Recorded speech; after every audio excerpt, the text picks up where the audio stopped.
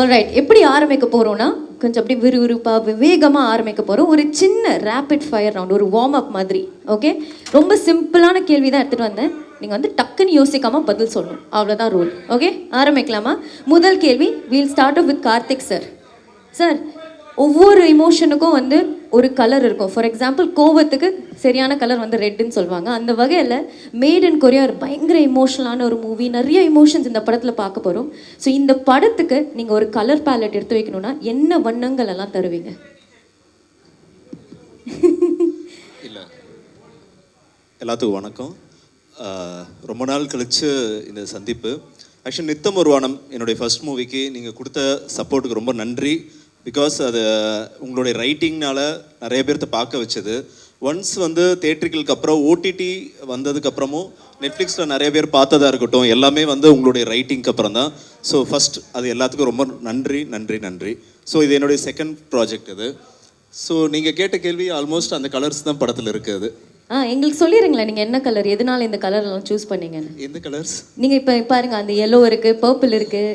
So பேசிக்காக என்னென்னா, அந்த கொரியாவுக்குன்னு ஒரு கலர் இருக்காது. ஸோ நம்ம ஆல்மோஸ்ட் ஒரு 2 months அங்கே ஸ்டே பண்ணியிருந்தோம். ஸோ ஒவ்வொரு சிட்டிக்கும் ஒரு கலர்ஸ் இருக்குங்கிறத நான் பிலீவ் பண்ணுவேன். நம்ம சென்னைக்கு ஒரு கலர்ஸ் இருக்கிற மாதிரி அது. ஸோ அப்படி கொரியாவில் ஜாஸ்தியாக நம்ம கண்ணுக்கு படுற கலர்ஸ் இருக்குல்ல, அதுதான் அந்த படத்தில் இருக்குது. Okay, super, very nice. அடுத்ததாக பிரியங்கா, கொஸ்டின் ஃபார் யூ. உங்களோட இன்ஸ்டாகிராம் ஐடி நாங்கள் எல்லாருமே பார்த்துருக்கோம், எல்லாருமே ஃபாலோவும் பண்ணுறோம். பட் ஷென்பாக்கு வந்து ஒரு இன்ஸ்டாகிராம் ஹேண்டில் இருந்தால் அதில் பயோ என்னவா இருக்கும்? ஓகே, Emily in Paris மாதிரி Shenba in Korea. Perfect. I think that will be a very nice Insta page. Super. Okay, Sagar sir, உங்களுக்கு நீங்கள் வந்து மேட் இன் கொரியா இந்த கதை கேட்டோடனே டக்குன்னு உங்களுக்கு தோணுன 3 வேர்ட்ஸ் இந்த படத்தை பர்ஃபெக்டாக டிஸ்கிரைப் பண்ணுறதுக்கு? ஸோ இந்த 3 வார்த்தை வந்து first is one of its kind. So basically the first Indian production house to go shoot in Korea and the first Tamil movie to be shot in Korea. That is why I'm first attracted. Second, the script. Obviously, script is always the hero.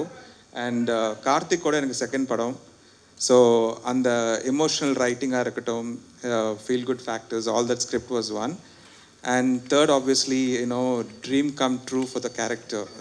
It gives this the story is about the girl, right? அவங்க எப்படி அவங்க dream achieve பண்ணிட்டு எப்படி பண்ணுறாங்கன்ற ஒரு மோட்டிவேஷனலாக எடுத்த ஒரு கதை தான். That's what all this 3. Karthik sir, உங்களுக்கு அடுத்த கேள்வி. நீங்கள் வந்து கொரியாவில் நிறைய ஒரு சிட்டிக்கும் ஒரு கலருக்கு நல்லா சொல்லியிருந்தீங்க.